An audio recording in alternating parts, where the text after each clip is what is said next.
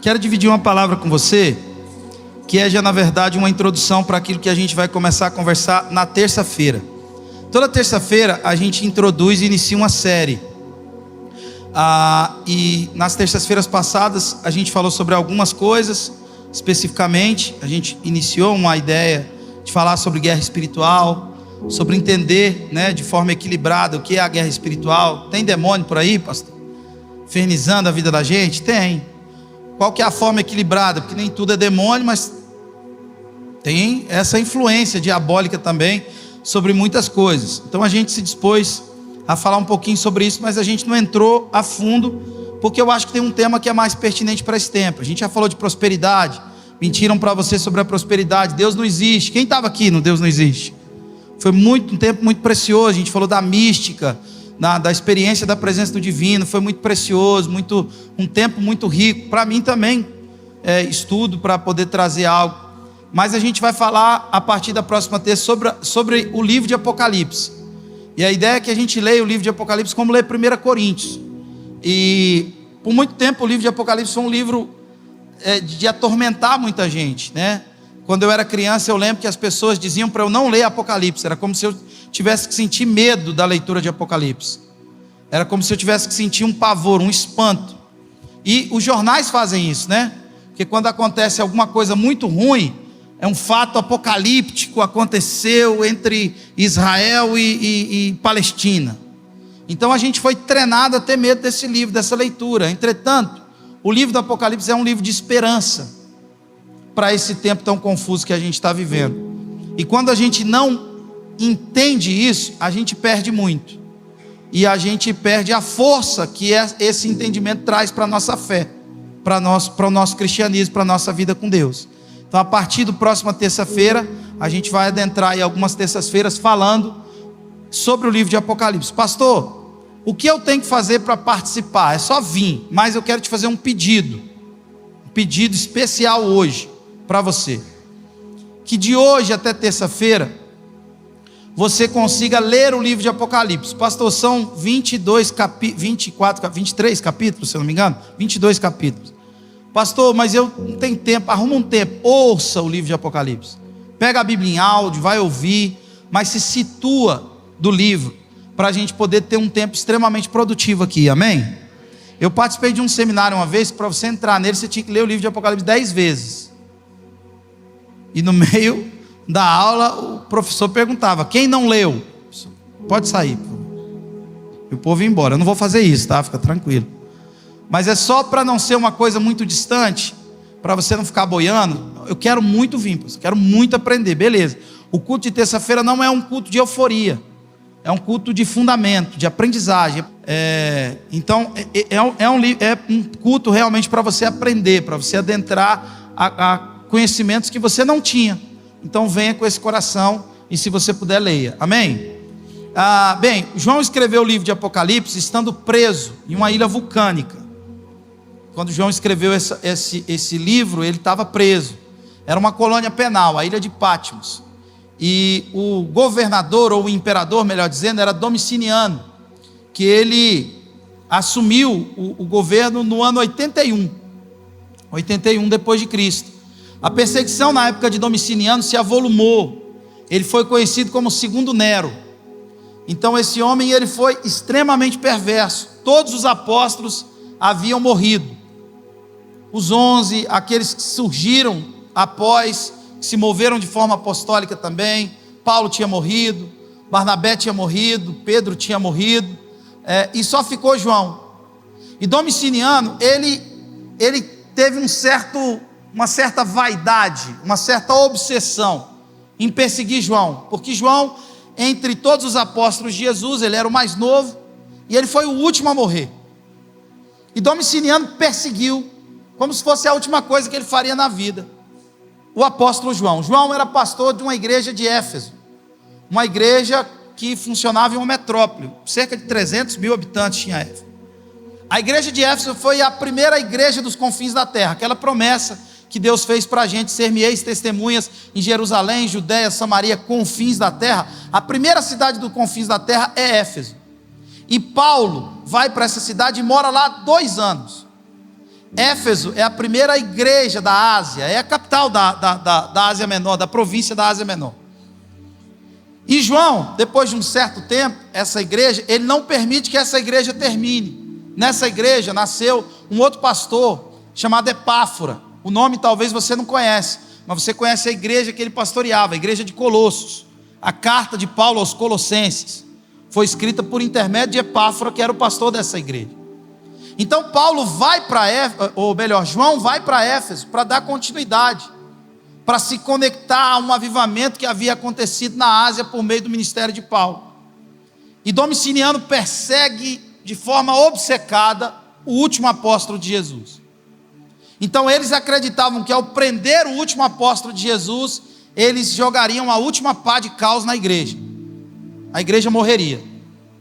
A partir dessa prisão seria o último ato contra a igreja. Depois disso não haveria mais igreja. Então, a ilha de Patmos, ela nos arremete a uma ideia de final. Acabou. A partir de agora não tem mais igreja. O último apóstolo foi preso. O fundamento da igreja, os fundamentos de ensino da igreja foram completamente extintos da terra. E a última pá de cal que poderia ser lançado sobre a igreja foi lançado e a igreja terminou. Então aquilo que parecia o fim da igreja é na verdade o início dela. Diga glória a Deus. Ele não entendeu e não entende. Obviamente homens naturais não vão compreender isso nunca. Domiciano era um homem muito raivoso, muito cruel. Os atos dele são terríveis. Se você jogar e fizer uma pesquisa rápida, você vai ficar assustado com a maldade desse homem. Mas apesar dos apóstolos terem morrido, Paulo, quando morreu, segundo alguns historiadores, dizem que o seu corpo foi picado em 12 partes e lançado, esparramado pelas províncias do Império Romano, ou em 12, ou proporcional às províncias do Império Romano. Pedro, há quem diga que morreu, faleceu na cruz de cabeça para baixo. Tomé foi morto indo para um projeto de missionário nas Índias. E João fica. Diante dessa tentativa de aniquilar e de anular a igreja, o que Domiciano não sabia é que Deus continua sentado no seu alto e sublime trono. E que o poder de Deus não se altera pela alternância dos poderes. Deus continua sendo Deus. Nada pode diminuir o poder de Deus. Ele é o Pai das luzes, em quem não há mudança e nem sombra de variação. Então aquilo que parecia ser o fim, era na verdade o começo. Porque Deus abre uma porta no céu e convida João. E diz: João, sobe para cá. É assim que começa o livro de Apocalipse. Sobe para cá e eu vou te mostrar as coisas que em breve hão de acontecer. João fica tão estarrecido com aquela visão que a Bíblia diz que ele cai como morto. Ele está numa ilha, teoricamente, que era também um campo de extermínio. Era uma ilha afastada de todo o resto do mundo, isolada de todo o resto do mundo. Eu esqueci o nome do autor de um livro que marcou minha vida, chamado 12 Homens, Uma Missão. É um autor brasileiro, inclusive, maravilhoso, que ele fala muito do que os apóstolos viveram pós o livro de Atos. E ele fala muito sobre João ter sido jogado em um despenhadeiro, ter sido mergulhado em óleo quente e continuar vivo e escrevendo as epístolas que escreveu. Filhinhos, amai-vos uns aos outros. Mas quando João pensou que era o fim, era na verdade o início. E aí João tem essa visão de Jesus, amém? Glória a Deus. Imagina, irmão, ver Jesus no ato do desespero, da solidão completa e plena. Ele vê Jesus e ele cai como morto. E quando ele cai como morto, Jesus se apresenta para ele, coloca a mão no ombro dele e diz: não temas, eu sou o alfa e o ômega, eu sou o início e o fim. Eu estava morto, mas estou vivo pelos séculos dos séculos.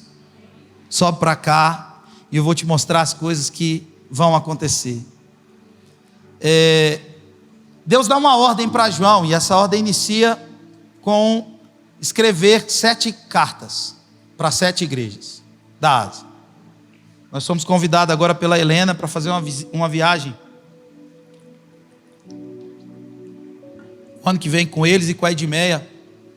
Embora eu queira muito em Israel, eu tenho mais vontade de ir nessa viagem na Turquia para conhecer as 7 igrejas e todo o contexto da jornada missionária dos apóstolos pós-Atos e saber o que aconteceu naqueles lugares ali de forma mais aprofundada.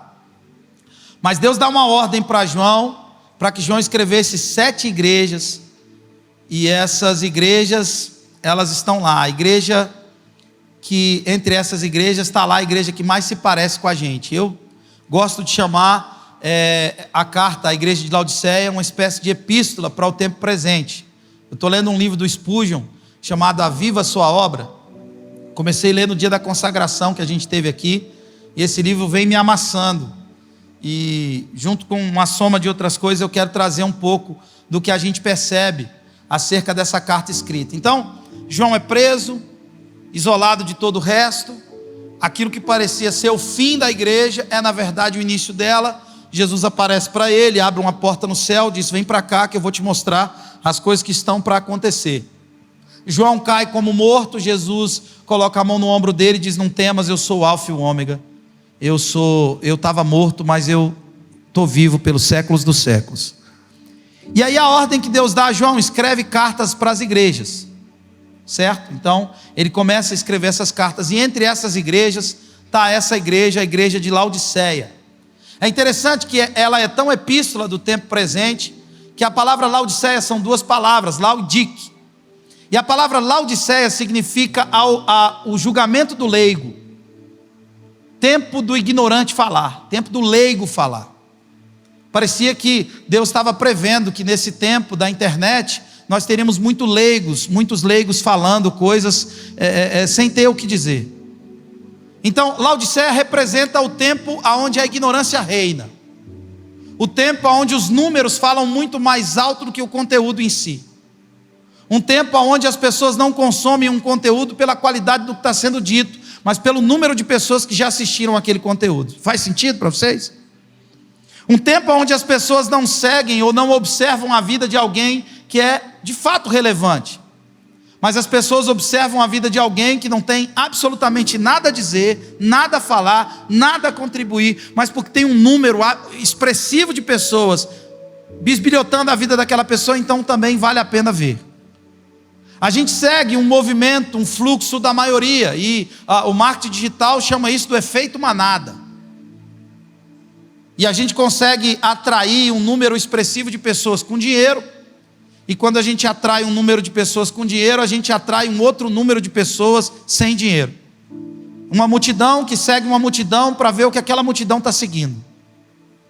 E esse é o tempo de Laodiceia, tempo onde o leigo fala, tempo onde o ignorante tem voz, tempo onde os números falam mais do que qualquer outra coisa. Recentemente viralizou uma imagem de uma chácara, onde tinha inúmeros celulares assim, conectados em uma live. Quem viu isso? Tinham vários celulares conectados em uma mesma live. Eram celulares em cima de tripés, era um espaço como esse aqui, e tinham lá 1000 celulares ligados a uma música, a uma live, ligados 24 horas em algum tipo de conteúdo da internet, para fazer as pessoas acreditarem que haviam muitas pessoas engajadas com aquele conteúdo, sem fazer nenhum tipo de julgamento honesto sobre aquele conteúdo. Então esse é o tempo do leigo falar. Esse é o tempo onde ter o que dizer não é tão importante quanto dizer o tempo inteiro, e ter muitas pessoas prestando atenção nisso. É engraçado porque a gente se depara com pessoas com audiência significativamente grande. Tudo bem, mas você vai ver o que a pessoa faz. A pessoa não faz nada. Nada, absolutamente nada. E essa pessoa, ela tem voz.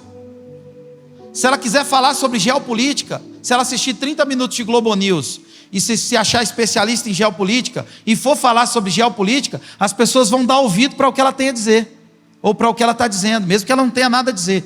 Faz sentido o que eu estou falando, irmãos? E entre essas cartas escritas às igrejas, João escreve essa carta que é uma espécie de epístola do tempo presente. Zygmunt Bauman, um filósofo polonês, se eu não me engano, um antropólogo também, ele escreve as 44 cartas para uma geração líquida, e ele fala de um fenômeno chamado rapidação.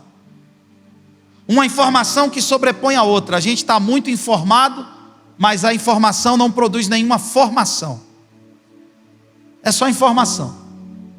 Há um tempo atrás as pessoas eram especialistas em pandemia, mesmo sem nunca ter vivido uma.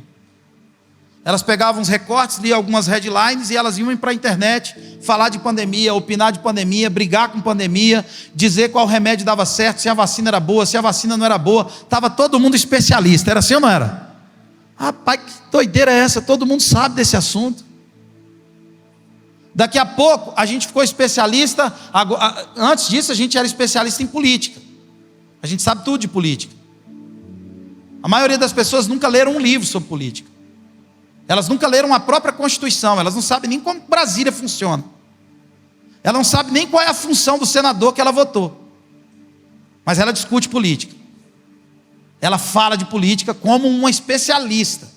E a gente dá ouvido. E aí nasce o fenômeno fake news. Por que a fake news dá certo no Brasil? E elas são existentes, sim ou não? Porque as pessoas reproduzem informações no WhatsApp sem ao menos ler a informação. Então esse é o tempo do leigo falar. Esse é o tempo onde a ignorância, ela reina na nossa forma de comunicar aquilo que a gente fala. E deixa eu te dizer uma coisa, quem ensina o que não entende, multiplica a ignorância. Quem ensina o que não entendeu, se você não parou para estudar aquele assunto, para entender aquele assunto, para compreender aquele assunto, para fazer um julgamento honesto e sincero sobre aquele assunto, e você reproduz aquilo, você é um multiplicador de ignorância. Você não está informando ninguém, você está amaldiçoando a vida das pessoas, você está multiplicando a ignorância. Mas esse é o tempo do leigo falar. Esse é o tempo onde todo mundo fala e pouca gente ouve, escuta. Esse é o tempo onde a superficialidade ela tem um espaço como nunca teve antes. Como é comum a gente ver gente vazia falando para muitas pessoas. E quanto mais engajado você for, ou você tem que ser, as pessoas me pressionam. Eu tenho um contrato com a gravadora, e eu estava falando isso com a Helena ontem. Antigamente o músico tinha que ser só músico, o compositor tinha que ser só compositor. Hoje ele tem que ser youtuber, tiktoker, digital influencer, dançarino das dancinhas. Meu irmão, vá procurar outro para fazer isso. Eu prefiro morrer anônimo.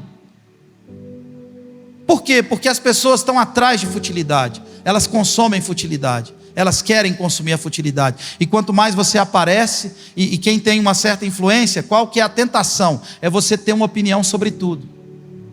E as pessoas exigem, você tem que se posicionar, você tem que falar alguma coisa, você tem que... Mas o que eu vou posicionar do quê? Eu não entendo o assunto, por que eu vou me posicionar? Faz sentido para vocês? Então essa epístola do tempo presente, Laodiceia, remete muito a gente ao tempo em que o leigo fala. E o que isso produz? Jesus havia feito elogios a várias igrejas que aparentemente eram pobres, como Esmirna.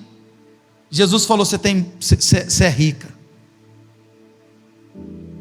Jesus falou, sabe, para igrejas que se renderam ao liberalismo, que se renderam à doutrina dos nicolaítas, à doutrina de Balaão. Jesus escreveu para igrejas que perderam seu primeiro amor. Mas preste atenção, para todas essas igrejas, embora houvesse uma crítica veemente de Jesus, um diagnóstico triste apresentado por Jesus, havia também um elogio feito. Conheço as tuas obras, conheço o teu serviço, conheço a tua força. Embora Jesus, essas cartas escritas por João, nesse tempo tão confuso que ele estava vivendo, o início de tudo, essas cartas que foram escritas para a igreja, ele apresenta os diagnósticos, mas apresenta também as virtudes dessa igreja. As virtudes são apresentadas. Mas agora ele escreve uma carta, a última carta escrita, para a igreja mais rica, a mais abastada, a mais aparentemente próspera. Então para 6 igrejas ele escreve, tinha um diagnóstico, tinha um problema, mas tinha sempre um elogio, tinha sempre um estímulo, era sempre enfatizado alguma coisa que ela carregava como virtude. Mas para a igreja próspera, rica, abastada, Jesus não faz um elogio sequer. Ele tem uma mensagem dura para ela. É desagradável o que a gente vai ler. Mas não foi eu que escrevi. Foi uma carta que Jesus escreveu para esse tempo. Estamos juntos? E a gente vai fazer um exercício aqui. A gente vai ler essa carta, e ao invés de Laodiceia, você vai colocar o seu nome. Amém? Glória a Deus. Que é a igreja? É a gente. A igreja é você. É a reunião dos santos. Então, como você está reunido aqui, você vai trocar o nome Laodiceia por Edivan. Vai trocar o nome Laodiceia por Marli, por Josi, por Felipe, por Taline, por Carlos. A gente vai ler essa carta, mas essa carta foi escrita para você. Então é fácil quando a gente joga ela por todo. Mas eu queria que você absorvesse como se fosse algo que você recebeu. Chegou lá no seu prédio agora, o porteiro falou: tem uma correspondência aqui para você. Está lá, uma carta de Jesus escrita para você. Amém? Vamos fazer isso? Apocalipse capítulo 3, verso 14 a 22.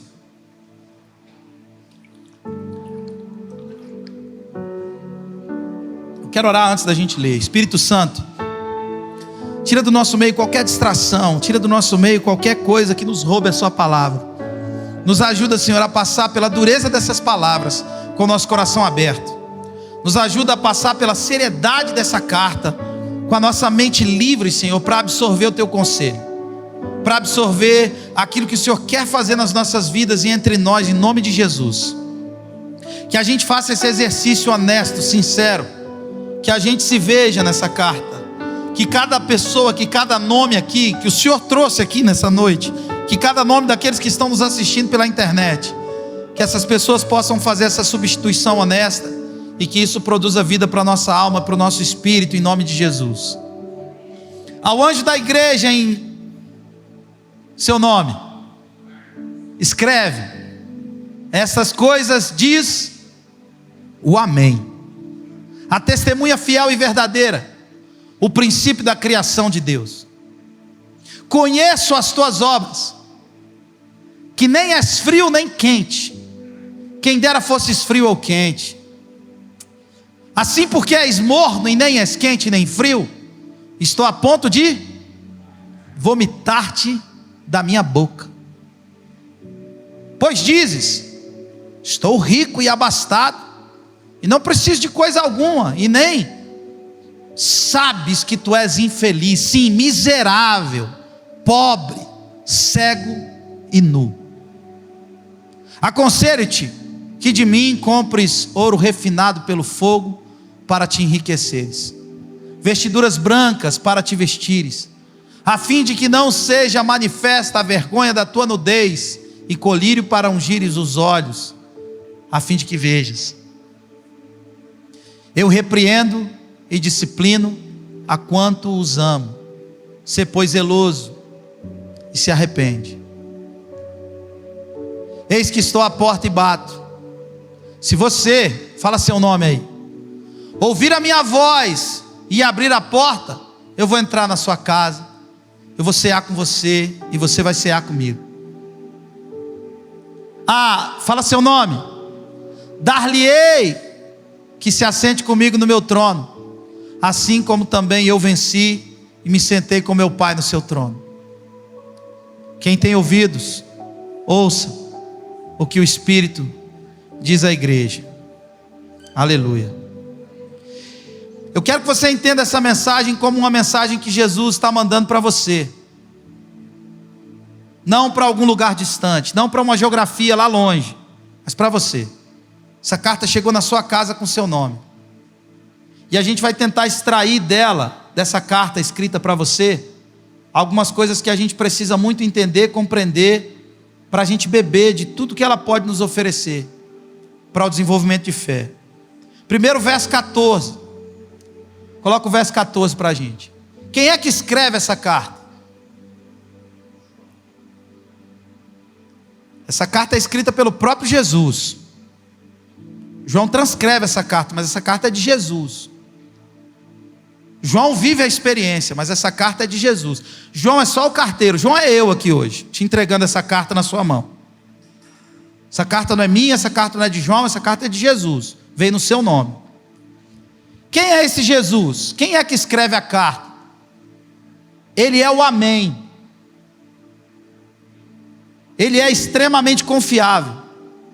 Ele é aquele em quem você pode confiar. Não é uma mensagem aleatória que você recebeu em algum grupo. Não é alguma coisa que você tem que comparar, julgar para ver se é verdade, para ver se a pessoa que escreveu está realmente embasada. Não, quem escreveu essa carta para você foi o Amém. Foi o princípio e o fim. Essa carta que você recebeu, a pessoa que a escreveu é extremamente, profundamente, exageradamente confiável. Foi o Amém que escreveu. Você recebeu uma carta agora daquele que é o princípio e o fim, daquele que é o Pai da eternidade, daquele que é aquele em quem nele todas as coisas existem, e sem ele nada existiria. Ele é o Amém. Então, ponto. Não coloque em dúvida essa carta. Não coloque em dúvida a correspondência que você recebeu. Não tenha dúvida. Quem te mandou essa carta foi Jesus. Essas palavras não são minhas. Não é um invencionismo meu, não. Eu estou repetindo uma carta escrita pelo Amém. Quando você quer confirmar algo, quando você quer, dar o veredito de fé em algo, o que você diz? Ele é o Amém. Então foi ele que escreveu, ponto. Então o que está na sua mão, o que está aos seus ouvidos, o que você vai receber aqui do altar, fora dele, foi o Amém que escreveu. Tem seu nome, e quem escreveu foi o Amém. Versículo 15. Conheço as tuas obras. Qual é o ponto que você tem que entender a partir de saber quem escreveu? Quem escreveu te conhece. Quem escreveu sabe onde você chora. Quem escreveu não só conhece você, ele sabe o que você faz. Quem escreveu sabe exatamente como você pensa. Quem escreveu sabe o que você disse, e até o que você não disse ele sabe também. Estamos juntos aqui?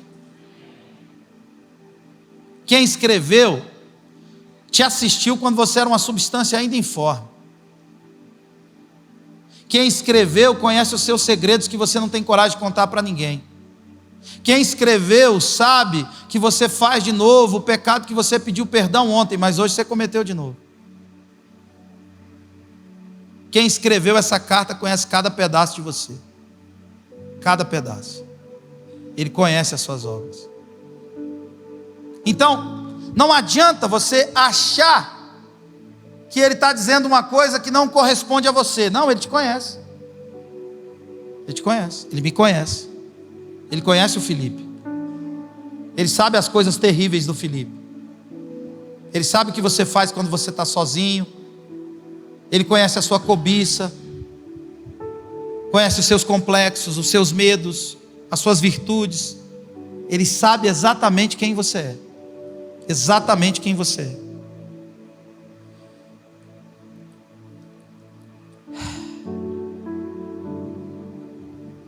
Laodiceia, ela ficava entre as cidades de Colossos e Herápolis, e o que separava essas cidades eram 8 quilômetros, eram muito próximas umas das outras. Um rio ficava entre essas cidades, dividindo elas, e Laodiceia não tinha uma fonte de água, essa cidade sim. E Herápolis era conhecida pelas suas fontes de águas quentes, e eram águas como as águas de Caldas Novas, onde muitas pessoas vão para lá para poder se curar a partir do fator medicinal que tem nas águas quentes. E Colossos era conhecido pelas águas frias, que eram também medicinais, que eram águas onde as pessoas iam para se refrescar. Ou seja, em um lugar as pessoas iam para obter cura, no outro as pessoas iam para obter alívio. E as águas de Laodiceia, Jesus estava fazendo, de certa forma, uma alusão à geografia do lugar, e ele estava falando, não havia fonte de água em Laodiceia, então as águas vinham pelos dutos, e elas se misturavam. As águas de Herápolis e as águas de Colosso, elas se misturavam, e elas chegavam lá mornas. Elas não tinham nem poder para trazer alívio, e elas não tinham nem poder para trazer cura. Elas eram águas que não serviam para se consumir, para se lavar. Elas, normalmente quando você toma uma água morna, aquilo te produz náusea. Então Jesus está fazendo uma alusão, Ele está dizendo: olha, eu te conheço, e eu sei que as coisas se misturam em você, e como elas se misturam em você, você não consegue oferecer, você não consegue ser remédio e nem alívio. Você é morno. Você é simplesmente, completamente indiferente ao alívio, ao cansaço das pessoas, e naturalmente indiferente à doença das pessoas. Você é morno. Então quando Jesus faz essa alusão, primeiro ele diz: sou eu que escrevo. Depois ele diz: eu te conheço, e eu sei como as coisas estão misturadas em você. Eu sei como as coisas estão bagunçadas em você, e essa bagunça, ela produz uma indiferença ao cansaço e à dor. E, sabe, estamos juntos aqui, amém? Jesus sabe tudo ao seu respeito, e Ele sabe como as coisas se misturam em você. Ele conhece cada detalhe da sua vida, cada palavra dita e não dita. E para ficar muito claro, aquilo que ele entendia sobre essa igreja, que não é meramente uma igreja, é o seu nome, ele está dizendo: eu sei de onde as águas vêm. Sabe, você podia ser frio, você podia ser frio, você podia ser quente, mas você não é nenhum nem outro. As coisas estão completamente misturadas e confundidas em você. O que você oferece a título de espiritualidade não alivia nem sara. Pelo contrário, é um fluxo de uma religião que você segue. Isso só produz náusea. Isso não cura nem alivia. E eu sei, irmãos, que é muito difícil ouvir isso. E mais difícil ainda falar sobre isso. Esse texto é duro, é pesado, as palavras são desagradáveis, mas é uma carta que Jesus escreveu para você. Ele está dizendo: as coisas não estão misturadas em você. Tem tanto de frieza em você e tanto de quentura em você, que isso se transformou, sabe, em um cristianismo completamente e totalmente inútil, irrelevante. Você é morno. Você podia ser um desviado, que era mais fácil de alcançar. Você podia não ser nada, era mais fácil. Mas você é morno. Mais duro do que o que eu estou falando é o que Jesus fala para o morno. Ele diz: eu estou a ponto de te vomitar.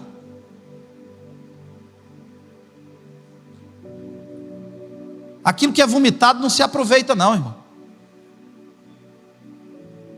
O que é vomitado, já era. É nojento, é ruim. O Hernandes fala uma coisa muito legal, quando ele discorre sobre esse assunto. Ele fala que, uma pesquisa clara, que os homens são mais, digamos assim, sensíveis à dor do que as mulheres, né? É até uma piadinha boa de se fazer, né? Você sabe por que a mulher tem parto normal? Vocês sabem por quê? Para saber como é que o homem se sente quando ele fica gripado. A mulher tem muito mais resistência à dor do que o homem. Irmão, o homem gripado, parece que o mundo acabou para ele. Lá da esquina ele vê a dor vindo e ele já deita agora, antes da dor chegar. A dor derruba a gente. A gripe é um negócio, é o fim do mundo. É um trem assim. Mas seu marido não é assim não, né, minha irmã? É mais uma criança em casa. Então a dor, ela é uma coisa que produz um mal-estar natural. Você sente dor no corpo, dor de cabeça, dor em algum lugar, enfim, específico. Então existe uma forma de você lidar com a dor. Você bota um gelo, bota um negócio. Agora, irmão, coisa ruim é lidar com a náusea. É ou não é? A náusea é uma coisa que desestabiliza você. A náusea é uma coisa que te tira do ambiente que você está. A náusea é uma coisa que rouba a sua celebração. A náusea é uma coisa que você não consegue disfarçar ela. Homem ou mulher, não dá. A náusea é a náusea, é o enjoo, é a vontade, parece que alguma coisa te fez mal, o seu intestino não está bem, você está com vontade de colocar alguma coisa para fora. Jesus está dizendo que o que a gente provoca nele é isso, quando a gente é morno. Jesus está dizendo que o único efeito que a gente produz nele e nas pessoas é náusea. Eu sei que é duro, mas mais duro é o que ele falou: eu vou te vomitar. Não dá para suportar esse tipo de vida espiritual que você leva. Você não é frio, você não é quente, você não é nada. Você é alguém provocando náusea no mundo. Posso continuar, gente? Está tranquilo aí? Ai, ai. Aí, versos 16 e 17. Assim, porque és morno, nem és quente, nem frio, estou a ponto de vomitar-te da minha boca. Pois diz: estou rico e abastado, e não preciso de coisa alguma, e nem sabes que tu és infeliz, sim, miserável, pobre, segue nu. Essa é a maior tristeza. Sabe qual é a maior tristeza? É saber que o que Jesus pensa sobre você é diferente do que você pensa sobre você. É saber que o olhar de Jesus e o pensamento de Jesus a seu respeito é muito diferente do pensamento que você tem sobre você mesmo. É se ver de uma maneira que Deus tenha misericórdia da gente, em nome de Jesus. Laodiceia era a cidade dos banqueiros, era referência na ciência, sabe, em medicina, coincidentemente, a medicina oftalmológica. Ei, Goiânia! Laodiceia foi uma cidade que sobreviveu a um terremoto, porque os banqueiros, sabe, as cidades da Ásia, eu quero muito ir lá, as cidades não se recuperaram, algumas estão em ruínas até hoje, elas não conseguiram se reerguer, reconstruir. Laodiceia conseguiu, porque foram os abastados, os ricos, o pessoal do agro, não vou brincar com ela, que reconstruiu a cidade. E a cidade estava linda, maravilhosa, linda. Então a cidade havia se erguido de novo, a cidade era rica, próspera, e glória a Deus por isso, amém, irmãos? Mas aquela riqueza cegou ela de uma maneira. Ela era referência em tantas coisas, mas aquilo que ela pensava sobre si não correspondia ao que Jesus pensa sobre ela. E agora eu quero que você troque o nome de Laodiceia de novo. Gabriel, Gustavo, Josi. O que você pensa sobre você vai ser muito triste se o que Jesus pensa sobre você não tiver equivalência alguma. Você se vê de um jeito e Jesus te vê de um outro jeito. Você pensa que está tudo bem, mas Jesus diz: você é infeliz, você é miserável, você é pobre, você é cego. É isso que eu penso sobre você. E a minha oração é para que você consiga hoje, em um julgamento honesto do caráter da ceia, avalie o homem a si mesmo, que você seja extremamente honesto para acessar o coração de Jesus e tentar entender o que Jesus está pensando sobre você, para ver se corresponde com aquilo que você, com a forma como você se vê. Infeliz, vocês se orgulham do ouro que vocês têm, vocês se orgulham, sabe, das riquezas que vocês possuem, das posses que vocês acumularam, das coisas que vocês conquistaram. Vocês são pobres, cara. É isso que Jesus pensa. Vocês se orgulham das fábricas de roupa que havia em Laodiceia, das fábricas de tecido, de púrpura, de tantas outras coisas. Vocês se orgulham de tudo isso, da 44, das feiras, do polo têxtil do Brasil. Vocês estão nus. Vocês estão nus. Vocês se orgulham por ser referência na medicina oftalmológica. Estão cegos, não conseguem se ver. Eu sei que é duro, mas é uma carta de Jesus escrita para você e para mim. Vocês estão cegos. É muito triste.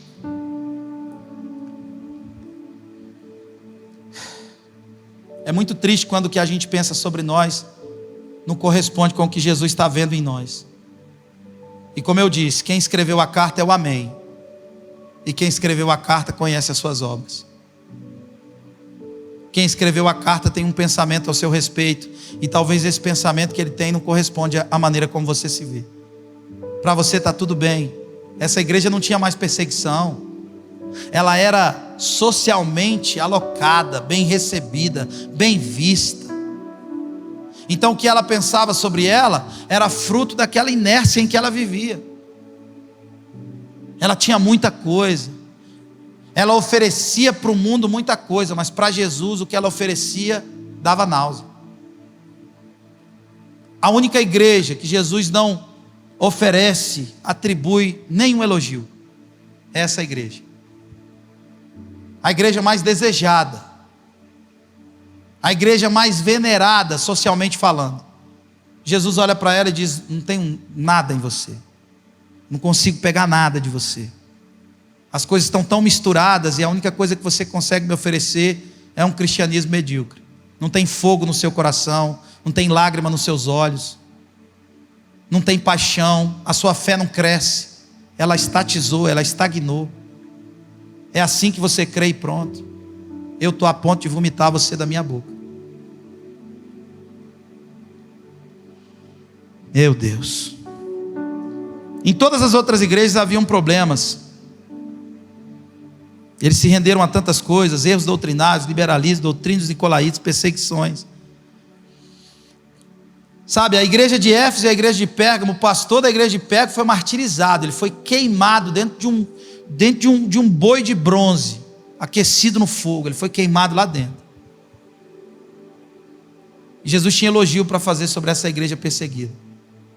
A igreja que pensava que era pobre, a igreja de Esmirna, Jesus olha para ela e fala: você é rica. Você é rica. Eu consigo ver virtude em você. Em Laodiceia Jesus não viu nenhuma. Ele só viu que nós somos o tempo onde o ignorante fala, onde a futilidade tem voz, e onde nós nos tornamos tão vazios que o quente e o frio se misturou na gente, e a gente está na rota do vômito de Deus.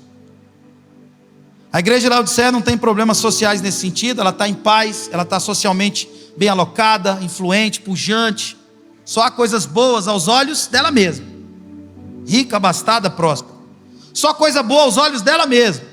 O que Jesus pensa de você corresponde ao que você pensa sobre você, a maneira como você se vê. Ou falta lágrima nos seus olhos, falta fogo no seu coração, falta para você amar o que Deus ama, falta para você rever a sua agenda e inserir renúncia na sua agenda, que só tem prazer nela. Falta rever a sua agenda e colocar na sua agenda projetos que correspondam ao reino de Deus e à sua justiça, não só as demais coisas. Ou o que está na sua agenda é só sobre as demais coisas. Não tem uma busca primária do reino e da justiça, não, é só sobre as demais coisas. E essa carta que tem o seu nome está dizendo: você é morno, está tudo certo, mas Jesus está dizendo: eu não te conheço, não sei quem você é. Você é um empecilho para os outros acreditarem no cristianismo verdadeiro. Você está atrapalhando a fé dos seus filhos, está atrapalhando a fé dos seus netos. Você está sugerindo que dá para viver esse cristianismo. Irmão, você pode achar que a minha palavra é dura, a de Jesus é mais. Eu estou a ponto de vomitar-te da minha boca. E o Jesus que está aqui nesse lugar, que está aqui, Ele foi quem escreveu a carta, e Ele quer trazer cura para a gente hoje. Ele quer trazer cura para a sua fé, para a minha fé, para a nossa fé hoje. Verso 18 começa a ficar parecido com a natureza desse Jesus maravilhoso. Aconselho-te que de mim. Aconselho-te que de quem? De mim. Sabe qual é o problema? Olha para mim, presta atenção nisso. Quando a gente perde a pujança, o fogo do coração, a lágrima dos olhos, a paixão pela obra de Deus, a gente acha que pode recuperar isso com a força do nosso braço. A gente acha que basta participar de alguns eventos e ir em alguns lugares e pronto, meu coração voltou a queimar de novo. Aí a gente entra na rota de Babel. Sabe o que é Babel? Babel é aquela torre que eles construíram, sim ou não? Babel é uma tentativa de cavar um túnel até o inferno? Me responde. O que eles queriam? Tocar o céu com a força do braço. Ninguém toca o céu com a força do braço. Eu aconselho que de mim você compre ouro. Eu aconselho que de mim, de Jesus, é na intimidade, é voltando para aquele lugar de onde você nunca devia ter saído, é voltando, sabe, a jejuar de novo, é voltando a chorar de novo, é voltando a ter aquela inocência que você tinha diante de Jesus. Eu aconselho que de mim você resolva essa miséria. Eu aconselho que de mim você dá um basta, sabe, saia dessa rota de vômito. De mim. Essa carta escrita para você é um diagnóstico que Jesus apresenta de você para você, e é isso que a glória de Deus faz. Paulo vai ao terceiro céu e ele não volta de lá soberbo, ele volta de lá dizendo: eu tenho espinho na carne. E essa é a grande comprovação de que alguém esteve com Deus. Ele volta de lá dizendo: eu sou um homem de lábios impuros. E aí você não vai com a força do seu braço tentar resolver os seus problemas a partir do legalismo, a partir de um radicalismo humano. Não, você vai para Ele, você se curva nos pés dEle, você ora mais do que você orava antes, você jejua mais do que você jejuava antes, você se debruça na palavra de Deus, você volta para Ele. Eu aconselho que de mim você compre ouro refinado pelo fogo para te enriquecer. É ouro que foi testado, é valores que foram provados, é coisa que suportou o fogo, é coisa que suportou as tribulações e o valor não diminuiu. De mim você compre aquilo que já foi testado pelo fogo. O que Jesus tem para te dar vai suportar qualquer fogo. O que Jesus tem para te dar já é purificado pelo fogo de Deus. De mim você compra esse ouro, para acabar com essa sua miséria, para acabar com essa sua infelicidade. Você pode acumular tudo que você quiser, você vai continuar miserável e infeliz, se você não comprar dele ouro refinado pelo fogo.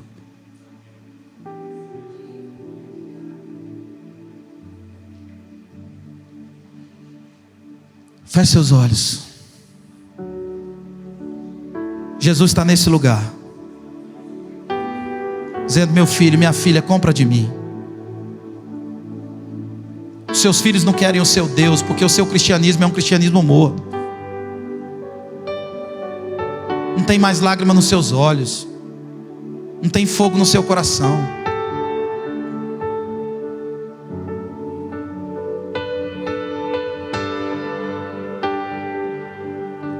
Eu quero ser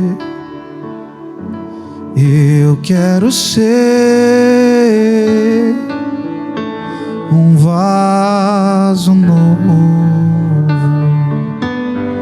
Eu quero ser, Senhor amado, como um vaso nas mãos do oleiro. Quebra minha vida e me faça de novo. Eu quero ser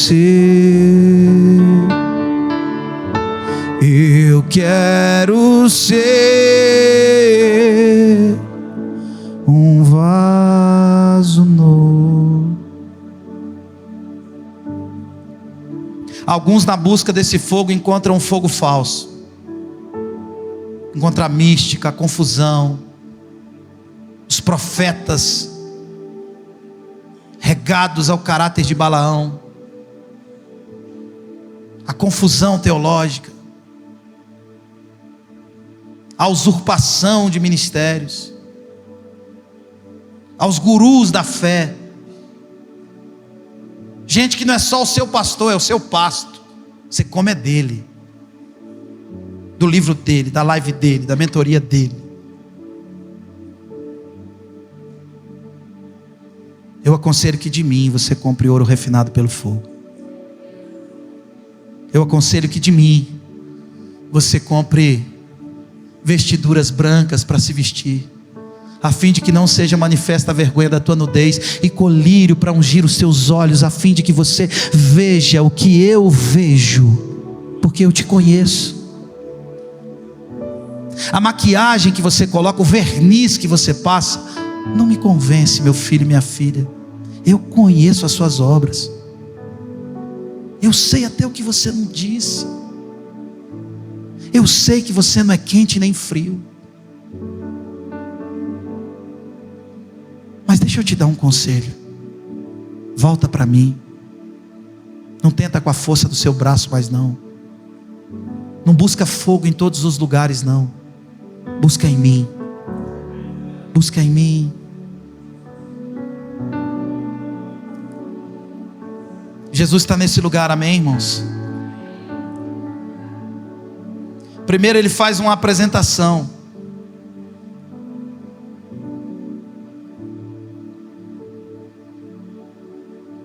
Primeiro ele faz uma apresentação. Depois ele apresenta o conhecimento que ele tem de quem a gente é. Depois ele faz um diagnóstico. Eu sei o seu estado. As coisas se misturaram em você. Você se acomodou. Você se tornou um bom evangélico. Mas o fogo do seu coração sumiu. As lágrimas dos seus olhos desapareceu. Você faz para mostrar que sabe fazer. Você estuda para se sobressair sobre os outros. Você não ama o que você está fazendo. E aí no 4 vem um conselho. Mas no 5º ponto dessa carta escrita para você, ele faz um apelo. Verso 19. Eu repreendo e disciplino a quantos amo. É interessante esse versículo. Quem é empresário? Se um funcionário seu fizer alguma coisa lá na sua empresa, cara, o que você vai fazer? Uma coisa errada, vai mandar embora. Vai ou não vai? Mas se o seu irmão fizer uma coisa errada, você vai repreendê-lo, não vai? Por quê? Porque você ama. Se qualquer pessoa fizer alguma coisa errada na sua empresa, você manda embora, você corta a relação, você encerra a relação. Sabe, é interessante como Spurgeon traz essa parte da disciplina. Eu disciplino, ele diz, aqueles a quem Deus tem uma profunda afeição. Por que Deus disciplina você? Porque Deus tem uma profunda afeição por você. Porque Deus te ama tanto, tanto, tanto, tanto. Deus não vai encerrar a relação. Ele vai disciplinar você. Ele vai te disciplinar. E tem aqueles que dizem assim, cara, todo mundo pode fazer tudo errado, mas quando eu faço, a chibata estrala no meu lombo. Meu Deus do céu, porque Deus tem uma profunda afeição por você. Porque o plano de Deus na sua vida exige que você seja veementemente amassado pela marreta de Jeová, irmão. Vai acabar com a sua raça, Beto. Não sinta que você está sendo desprezado, não. Deus tem uma profunda afeição por você. Eu disciplino e corrijo aqueles a quem eu amo. Eu não quero encerrar o meu relacionamento. Eu não desisto de você. Eu não vou abrir mão de você. Nunca. Eu vou te disciplinar porque eu tenho uma profunda afeição por você. Deus disciplina e corrige só quem Ele ama. Só aqueles pelos quais Ele tem uma profunda afeição. A sua escolha te puniu. Está se sentindo castigado por ela. É consequência das escolhas daquilo que você plantou. E no meio disso parece que brota um ato disciplinar dos céus para com você. Parece que está tudo fechado, está tudo calado, está tudo apagado, está tudo distante. Porque Deus te ama. Deus te ama. E essa disciplina vai te fazer bem. Ela vai tirar você desse lugar de mistura. Ela vai tirar você desse lugar de inércia. Ela vai tirar você desse lugar de preguiça. Ela vai tirar você desse lugar de comodismo. Isso vai te matar. Deus vai vomitar você da boca dele.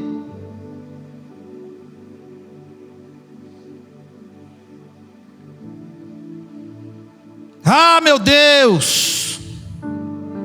Jesus pega pesado com essa igreja. Chega a ser constrangedor. Ler, pregar. A linguagem é forte. Por que Jesus nos confronta desse jeito? Porque Ele te ama. Ele não quer te perder. Jesus não mudou de ideia em relação a você. Porque você caiu, porque você pecou, porque você ficou morno. Ele não mudou de ideia. As promessas de Deus não foram riscadas. Elas continuam vivas lá. Sabe, o olhar de Deus continua sendo o mesmo para com você.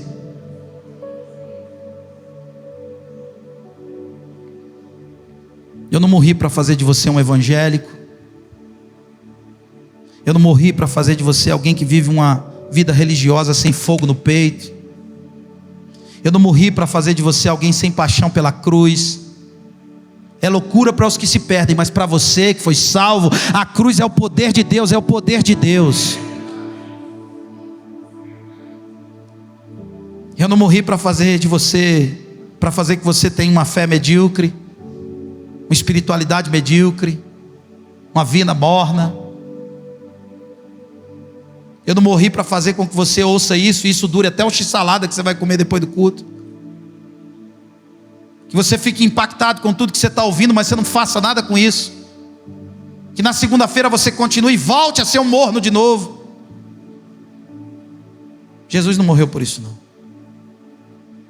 Ele morreu para te conhecer, para cear com você e você com Ele. Ele morreu para encher você do Espírito dele, para encher você do Espírito dele, para você ser cheio do Espírito Santo, para você ser testemunha dele pelo mundo. Foi para isso que ele morreu. O Senhor procura um homem. Procura um homem que tenha paixão suficiente para eu usá-lo. Como Moody, que era um homem gordo, mas foi usado por Deus.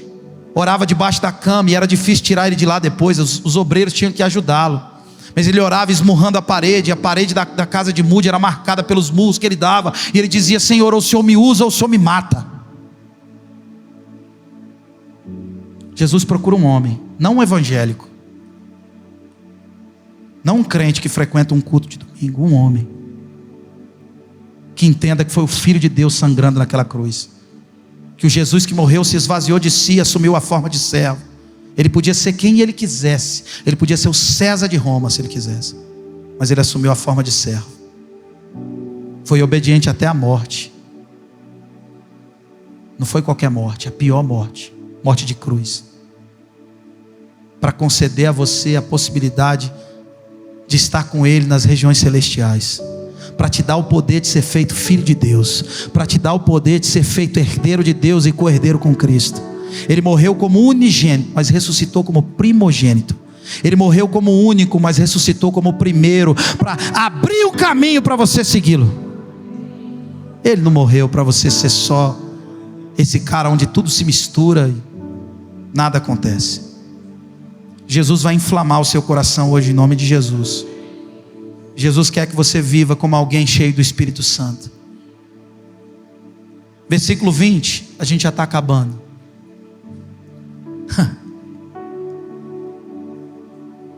Olha como ele é gentil. Eu estou treinando com o Alexandre que está ali, todo dia. Hoje eu até treinei sozinho.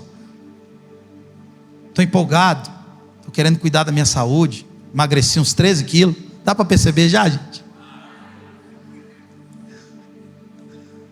As roupas que não me serviam, eu estou usando tudo. Coisa boa, Jesus. Estou comendo direitinho. E aí o pessoal pergunta: qual que é a receita? Eu digo: dor. Elas nunca saem de mim. Todo dia eu tenho dor num lugar diferente. Todo dia ele arruma um lugar que eu nunca exercitei na minha vida, para eu exercitar aquele lugar e ficar doendo para sempre. Mas eu descobri uma coisa, que para a gente se tornar a nossa melhor versão, a gente precisa encarar a nossa pior versão. E é por isso que essa carta começa de forma tão desagradável. Ela diz: olha, eu sou o Amém. Eu estou escrevendo uma carta para você, Caio. E sabe qual é, Lucas? Eu te conheço. Não só quem você é, mas eu conheço o que você faz e o que você não faz. E aí ele apresenta um diagnóstico ruim sobre a gente, sobre você e sobre mim. Mas depois ele faz um convite maravilhoso, um apelo maravilhoso. Ele diz: olha, eis que estou à porta e bato. Se você, coloca seu nome aí. Se eu, fala seu nome, fala seu nome alto aí, o seu nome. Fala o seu nome. Ouvir a sua voz e abrir a porta, eu entrarei em sua casa, eu cearei com você, e você vai cear comigo. Eu vou cear com você e você vai cear comigo.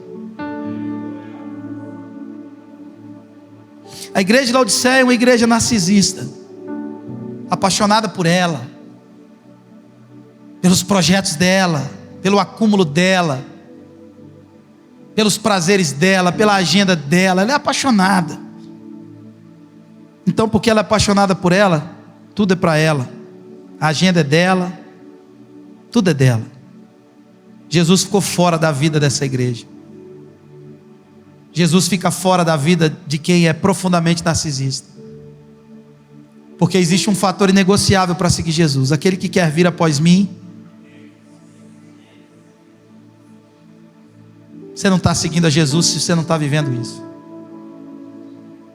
Você é só um evangélico medíocre, morno, que vai ser vomitado da boca de Deus.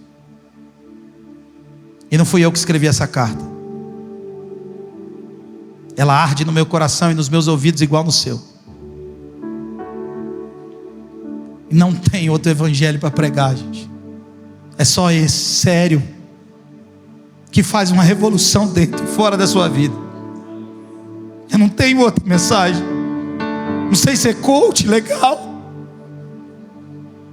mas eu oro para que o fogo volte para o seu coração, para que a paixão volte a existir em você, para que você volte a queimar em nome de Jesus, para que você honre os seus votos com o Senhor, para que os seus filhos se apaixonem como você é apaixonado.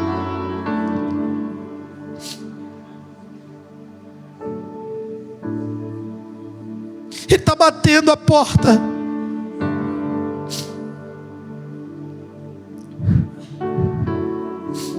Jesus está te chamando para uma vida íntima hoje, não para um flerte, para uma intimidade profunda. É dele que você compra ouro, é nele que você encontra as vestes, para que a sua vergonha não seja exposta. É nele que você compra colírio para se ver como ele te vê.